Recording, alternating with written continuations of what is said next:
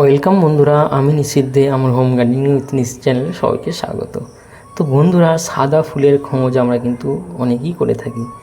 তো গরম ও বর্ষায় যদি সাদা ফুল খুব প্রচুর পরিমাণে ফোটাতে চান, তো এই নাকচম্পা ফুল গাছ কিন্তু আপনার বাগানের মধ্যে রাখতেই হবে। তো এই ফুলগুলো খুব সুন্দর দেখতে হয় এবং এই গাছটা কিন্তু পার্মানেন্ট গাছ।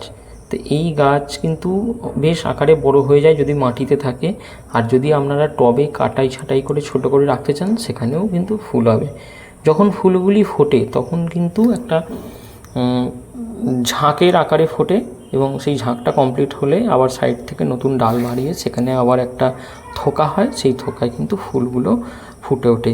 ফুলটা খুব সুন্দর দেখতে হয় এবং গাছের পাতাগুলো অসাধারণ দেখতে, অনেকটা সাপের ফোনার মতো দেখতে লাগে, তাই হয়তো এর নাম নাকচম্পা। তো বন্ধুরা, কেমন লাগলো ইনফরমেশান অবশ্যই কমেন্টে জানাবেন। Thank you.